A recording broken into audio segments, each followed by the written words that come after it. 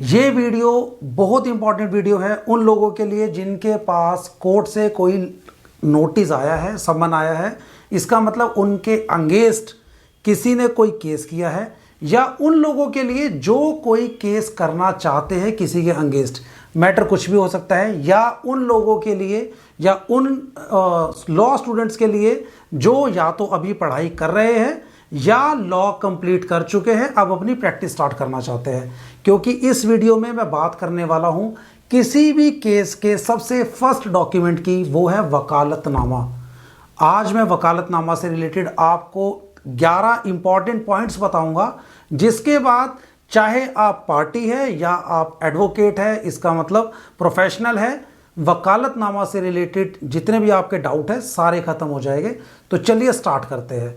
सबसे पहला क्वेश्चन कि वकालतनामा कोर्ट में डिपॉजिट सबमिट कौन कर सकता है। वकालतनामा सिर्फ एक एडवोकेट ही है जो कोर्ट में सबमिट कर सकता है। मतलब आप पार्टी है मान लीजिए, अब आपके पास दो ऑप्शन है, या तो आप अपने केस को खुद लड़ते हैं या अपने बिहाफ पे आप एडवोकेट को ऑथराइज करते हैं कि वो आपके जो फैक्ट है वो कोर्ट में रखे और आपका केस लड़े। तो अगर पार्टी खुद लड़ना चाहती है तो उस केस के अंदर वकालतनामा की रिक्वायरमेंट नहीं है। मगर अगर आप किसी लॉयर को, किसी एडवोकेट को अपने कोर्ट में, अपने केस में अपॉइंट करते हो, तो जो सबसे पहला डॉक्यूमेंट है जो आपके और एडवोकेट के बीच में साइन होगा उसे बोलते हैं वकालतनामा। अब क्वेश्चन ये आता है कि जितने भी हमारे लॉ स्टूडेंट्स हैं या प्रैक्टिसिंग लॉयर है जो अभी अभी अपनी प्रैक्टिस स्टार्ट कर रहे हैं, क्या वकालतनामा का कोई पर्टिकुलर फॉर्मेट है जो which you need to comply with? Answer is no. वकालतनामा कुछ कोर्ट्स में जो वकील है, जो एडवोकेट है, वो अपना कस्टम डिज़ाइन करते हैं। ऑल्दो कुछ कंटेंट ऐसे होते हैं जो उसमें होने ही चाहिए, या कई स्टेट के अंदर जो स्टेट बार काउंसिल्स है वो रिलीज करते हैं वकालतनामा के फॉर्मेट। तो ऐसा कोई यूनिवर्सल फॉर्मेट नहीं है जो कि ऑल ओवर इंडिया के अंदर सबको फॉलो करना पड़े। हालांकि जो उसके कंटेंट्स होते हैं, हम उसके बारे में अभी बात करेंगे। वो कंटेंट चाहे आपका कस्टम वकालतनामा हो या आपकी स्टेट बार काउंसिल ने वो रिलीज किया हो, वो कंटेंट उसमें जरूर होने चाहिए। सबसे पहला कंटेंट जो मोस्ट इंपॉर्टेंट है, उसमें लिखा होता है कोर्ट का नाम। मतलब जिस भी कोर्ट के अंदर आपको on the behalf of party appear होना है, उस कोर्ट की डिटेल आपको लिखनी चाहिए अपने वकालतनामा में, या लिखनी होती है। दूसरा जो मेन कंटेंट है वो कंटेंट है केस के बारे में, कि केस का नंबर क्या है या केस किस बिहाफ पे है, सब्जेक्ट ऑफ केस, ये भी आपके वकालतनामा में स्पेसिफाई होना चाहिए। और जो तीसरा मोस्ट इंपॉर्टेंट फैक्टर है वो है पार्टी की detail as well as advocate की डिटेल, कि जो भी advocate on behalf of party represent होंगे कोर्ट में, उनकी डिटेल वकालतनामा पे होनी चाहिए। कुछ केसेस के अंदर वकालतनामा के ऊपर जो लॉयर है या जो एडवोकेट्स है उनकी जो फीस है वो भी स्पेसिफाई होती है, बस बट कुछ केस में ये नहीं होती है। तो तीन चीज़ें जो है जो मेन हर किसी वकालतनामा में होनी चाहिए: कोर्ट की डिटेल, केस की डिटेल एंड पार्टी की डिटेल। अब क्वेश्चन ये होता है कि अगर एक पार्टी का लेट सपोज 3 केस चल रहे हैं या 3 अलग अलग कोर्ट में केस चल रहे हैं, तो क्या एक वकालतनामा सफिशिएंट है एक प्रोफेशनल के लिए to appear on behalf of his party सारे के सारे केसेस में? Answer is no. हर केस के लिए एक डिफरेंट वकालतनामा आपको साइन कराना पड़ता है, और that need to be submit to the court हर केस में। यानी कि अगर एक पार्टी के एक ही कोर्ट में 3 केसेस लगे हुए हैं तो आपको तीनों केसेस का वकालतनामा अलग अलग सबमिट कराना पड़ेगा। अब नेक्स्ट क्वेश्चन ये होता है कि एक वकालतनामा की एज क्या होती है, वैलिडिटी क्या होती है? तो किसी भी वकालतनामा की जो वैलिडिटी होती है वो 3 पॉइंट्स के ऊपर डिपेंड करती है। या तो उसको कैंसिल किया जाए कोर्ट के द्वारा, कोर्ट कहता है कि हाँ जी आपका जो ये वकालतनामा है ये मैं कैंसिल करता हूँ, या फिर पार्टी या एडवोकेट जो प्रोफेशनल है उनमें से किसी की डेथ हो जाए, उस केस में भी वकालतनामा जो है उसकी वैलिडिटी एक्सपायर हो जाती है। या फिर जिस भी केस के रिलेटेड ये वकालतनामा आपने डिपॉजिट कराया हो, जब वो केस कंप्लीट हो जाता है तो भी वो जो वकालतनामा आपको पार्टी ने दिया होता है या जिस पे एडवोकेट के एंड पार्टी के साइन होते हैं वो एक्सपायर हो जाएगा, उसकी वैलिडिटी कंप्लीट हो जाती है। अब क्वेश्चन ये आता है कि लेट सपोज आपने एक एडवोकेट को हायर किया अपने केस में और केस प्रोसीड हो चुका है, जो एडवोकेट है वो 2-3 हेयरिंग के अंदर कोर्ट के सामने अपीयर भी हो चुके हैं। अब आपको एज ए पार्टी लगता है कि नहीं यार, ये वकील साहब पूरा ध्यान नहीं दे पा रहे मेरे केस के ऊपर, या आपको लगता है कि नहीं यार, एक दूसरे वकील को मैं जानता हूं जो इससे बेटर तरीके से मेरे फैक्ट्स को रिप्रेजेंट कर सकता है, उस केस में क्या आप अपने वकील को चेंज कर सकते हैं, अपने एडवोकेट को चेंज कर सकते हैं? आंसर इज यस, बट इस केस के अंदर आपको अपना वकालतनामा चेंज करना पड़ेगा और कोर्ट में जहां पे भी आपका केस चल रहा है वहां पे एक फ्रेश वकालतनामा with the detail of new advocate जिसको आप हायर करना चाहते हैं आपको सबमिट कराना पड़ेगा। बट इसके साथ आपको एनओसी ऑफ प्रीवियस प्रोफेशनल जिसको भी अभी तक आपने अपने केस में इंगेज कर रखा था उसकी एनओसी साथ में लगती है।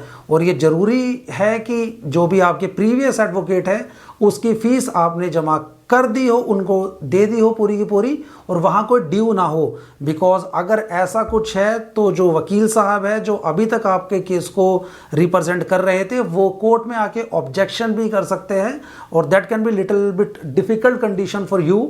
तो सबसे पहले जब भी आपको कोई केस या तो करना है या आपको डिफेंड करना है, यानी कि या तो आप प्लेंटिफ हो या एक्यूज हो, दोनों के दोनों केसेस में नॉर्मली क्या होता है, जब हमारे पास पहले दिन नोटिस आता है तो हम क्या करते हैं, अपने आसपास अपने दोस्तों को फ़ोन करते हैं और कहते हैं कि यार तेरी जानकारी में कोई वकील है? तेरा दोस्त कहता है, आपका दोस्त कहता है कि हाँ मेरा एक फ्रेंड है वो वकील है, और आप आनन फानन में उसके पास अपना केस लेके जाते हो और बोलते हो यार ये मेरा केस जो है फला कोर्ट में है, ये डेट लगी हुई है तो आप रिप्रेजेंट कर दो। और because you have blind faith on your friend, तो आप जो वकील साहब होते हैं वो कहते हैं जी वकालतनामा साइन करें। वकालतनामा आप ब्लाइंड फेथ में साइन कर देते हो without reading all the conditions, and after that जब हियरिंग 1-2 हो जाती है तो आपको लगता है नहीं यार इनसे अच्छे मेरे पास दूसरे ऑप्शन है। तो उस केस के अंदर जब आप चेंज करना चाहते हो तो थोड़ा सा डिफिकल्ट हो जाता है, जो मैंने आपको बताया। तो इसलिए अगर किसी भी तरीके से आपका कोर्ट में अपीयरेंस होना जरूरी है, चाहे एज ए प्लेंटिफ चाहे एज ए एक्यूज्ड, तो अपने वकील को सतर्कता से चुने। बिकॉज केस के बीच में चेंज करना आपके लिए भी डिफिकल्ट हो सकता है और आपके लिए ये that can be A negative attitude, तो ये थोड़ा सा ध्यान रखिए आप। अब नेक्स्ट क्वेश्चन ये आता है कि क्या वकालतनामा के ऊपर पार्टी के साइन करने इंपॉर्टेंट है या मस्ट है? तो answer is no. In some case, in corporate cases जहां पे कंपनी के अगेंस्ट केस चलते हैं तो company is a artificial person, तो वो खुद तो आके साइन कर नहीं सकती, तो उसके बिहाफ पे मतलब पार्टी के बिहाफ पे कभी कभी एजेंट भी ऑथराइज्ड होते हैं साइन करने के लिए। तो that agent can be director, या फिर एक इंडिविजुअल के केस में भी लेट सपोज जिसके ऊपर केस चल रहा है वो आउट ऑफ इंडिया है, आउट ऑफ दिल्ली है, तो उसके एजेंट भी आके वकालतनामा पे उसके बिहाफ पे साइन कर सकते हैं। But we must take into our mind कि वकालतनामा is a kind of power of attorney, और यहाँ पे आपका एंड एडवोकेट का, प्रोफेशनल का प्रिंसिपल और एजेंट वाला रिलेशन होता है। आप प्रिंसिपल है, आपके प्रोफेशनल जो है वो आपके agent as a agent appear होते हैं कोर्ट में। तो जो भी डिसीजन या जो भी एक्शन आपके एजेंट द्वारा लिए जाते हैं आप यानी कि एज ए प्रिंसिपल उसके लिए बाउंड होते हैं। तो आप कल से कल ऐसा नहीं कह सकते कि नहीं साहब ये वकील साहब है मेरे, इन्होंने जो कहा मैं उससे एग्री नहीं करता। आपने वकालतनामा साइन किया है जो कि पावर ऑफ अटर्नी है। अब आपके एडवोकेट के ऑन बिहाफ ऑफ यू जो भी एक्शन लिए हुए हैं that would be binded on you. अब क्वेश्चन आता है कि ये जो वकालतनामा है ये कोर्ट में कब सबमिट कराना होता है? सिविल केसेस के अंदर नॉर्मली क्या होता है कि जब आपकी पहली डेट होती है उस टाइम पे ही आप अपना वकालतनामा कोर्ट में जमा करा सकते हो। मगर क्रिमिनल केसेस के अंदर अगर जो पार्टी है, लेट सपोज वो जेल में है, तो in such case your vakalatnama should be attested by either by jail authority और बाय जज। तो ये आपको पहले से ही ध्यान रखना है कि that should be attested by the जो भी अथॉरिटी इसके लिए कंपैटिबल है उससे वो मतलब अथोराइज होना चाहिए, उससे वो अटेस्ट होना चाहिए, तभी आप केस में as a advocate, as a proxy या एज ए रिप्रेजेंटेटिव वहाँ पे खड़े हो सकते हैं। अब क्वेश्चन ये है कि क्या सभी केसेस के अंदर वकालतनामा ज़रूरी है? क्या कोई ऐसा केस है जब आप वकालतनामा के बिना किसी पार्टी के एज ए रिप्रेजेंटेटिव कोर्ट में अपीयर हो सकते हैं? Answer is yes.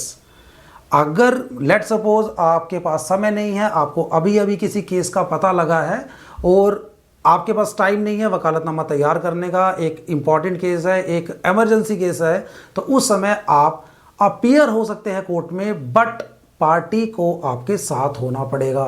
बट इस केस में एडवोकेट साहब थोड़े से रिस्क में आ जाते हैं, बिकॉज विदाउट वकालतनामा अभी पार्टी के पास चांस होता है कि वो एक हियरिंग के बाद किसी और को अपना वकील रख ले। तो इसलिए एज ए प्रोफेशनल आपको बिफोर हियरिंग द केस आपको अपना वकालतनामा साइन कराना चाहिए। अब क्वेश्चन ये होता है कि एक वकालतनामा में क्या एक से ज़्यादा एडवोकेट का नाम आप दे सकते हैं? Answer is yes. आप एक से ज़्यादा रिप्रेजेंटेटिव एज एन एडवोकेट आप एक वकालतनामा में ऐड कर सकते हैं। तो ये कुछ 10 से 11 पॉइंट्स थे जो वकालतनामा के लिए बहुत इंपॉर्टेंट है जानना, एज ए प्रोफेशनल भी एंड एज ए पार्टी भी। आई होप इस वीडियो ने आपके इंफॉर्मेशन बढ़ाई होगी, चाहे आप प्रोफेशनल है या आप पार्टी है। पार्टी में प्लेंटिफ भी हो सकता है, एक्यूज भी हो सकता है, दोनों केसेस के अंदर आपको वकालतनामा तो साइन करना ही है। तो मेरी पर्सनल एडवाइस है कि वकील से या अपने प्रोफेशनल से पूरी बात करके, फीस वगैरह डिसाइड करके, सारे fact of the case discuss करने के बाद ही वकालतनामा साइन करें। और वकालतनामा के जितने भी पॉइंट्स हैं that should be go through, ताकि बाद में कोई भी कंफ्यूजन ना रहे। और एज ए प्रोफेशनल भी it is very important to sign the vakalatnama so that overright can be reserved. Thank you so much.